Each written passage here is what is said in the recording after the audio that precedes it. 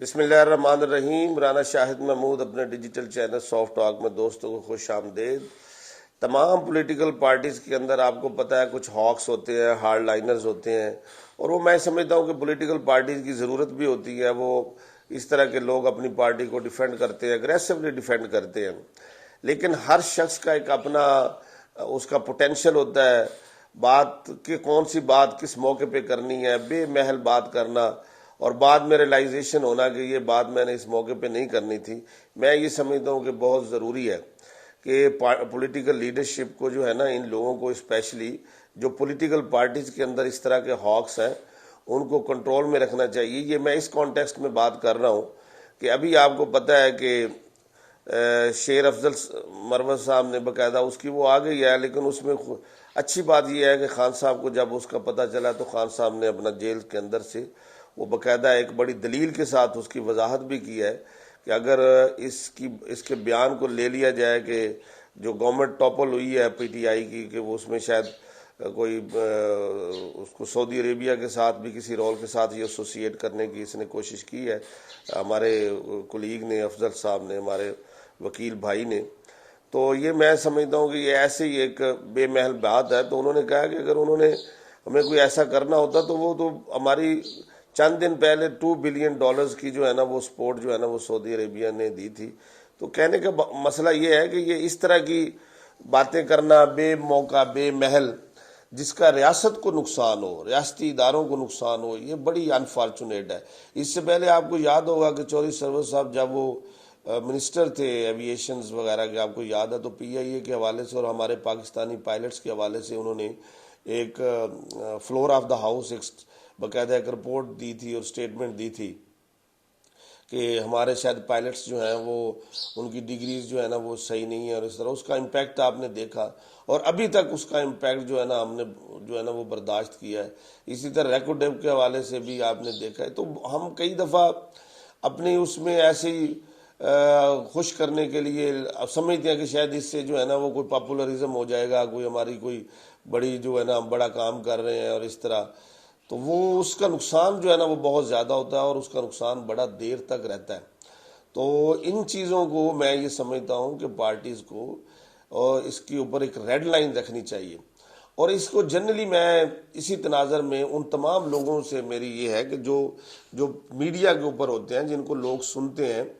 ہمارے جیسے لوگ یا جنرلی جو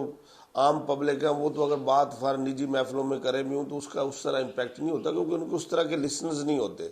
لیکن وہ لوگ جن کو تھاؤزنڈز ملینز میں لوگ فالو کرتے ہیں، ان کو لوگ سنتے ہیں،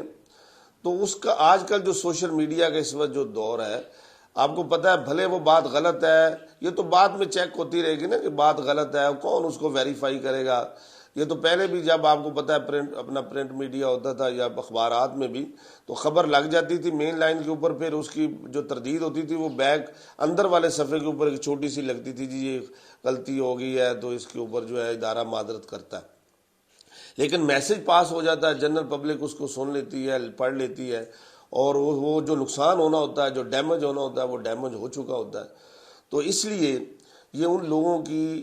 جو میڈیا پہ بیٹھتے ہیں، جن کو لوگ سنتے ہیں، جن کی کوئی پروفائل ہے، بھلے جس طرح کی بھی ہے، میں یہ سمجھتا ہوں کہ یہ جتنے یوٹیوبرز ہیں، یہ جو ویلاگز وغیرہ کرتے ہیں، یا جو ٹک ٹاکرز ہیں، جو ان تمام کی یہ ذمہ داری ہے کہ ان کا جو کنٹینٹ ہے، جو سبسٹنس ہے، جو یہ بات کرتے ہیں، بات اس کے اوپر تھوڑی سی ریسرچ کر لیا کریں، اس کو ایک دفعہ کاؤنٹر چیک کر لیا کریں، کیونکہ جب بات آپ کے منہ سے ایک دفعہ نکل جاتی ہے پھر وہ آپ کی نہیں رہتی، وہ تو پھر جنرلی ٹریول کر جاتی ہے۔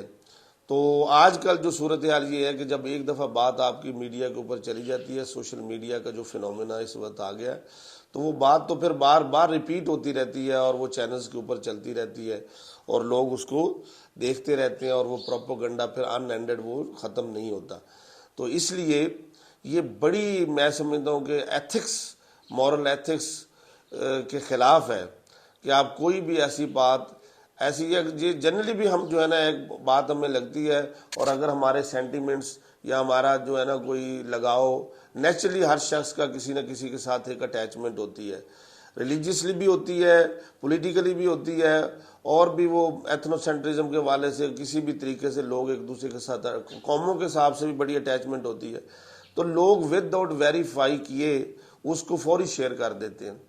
اور بعد میں پتہ چلتا ہے کہ جو آپ چیز کو شیئر کر رہے ہیں یا اس کو خود سے پیش کر رہے ہیں وہ سرے سے اس کی کوئی بنیاد ہی نہیں ہے، وہ بات ہی غلط ہے، پھر بندہ جو ہے نا وہ خود بھی گلٹ فیل کرتا ہے، لیکن وہ ڈیمیج ہو چکا ہوتا ہے۔ تو یہ تمام ایسی لیڈرشپ میں یہ سمجھتا ہوں جو کہ میڈیا کے اوپر آتی ہے، ان کے لیے یہ بڑی ضروری ہے کہ وہ کم از کم اس کے اوپر اپنی رسائی دیکھیں کہ ہم جو بات کر رہے ہیں کیا اس کا کوئی ریاست کو نقصان تو نہیں ہے، کیونکہ سٹیٹس جو ہے نا وہ آپ کی ماں ہے،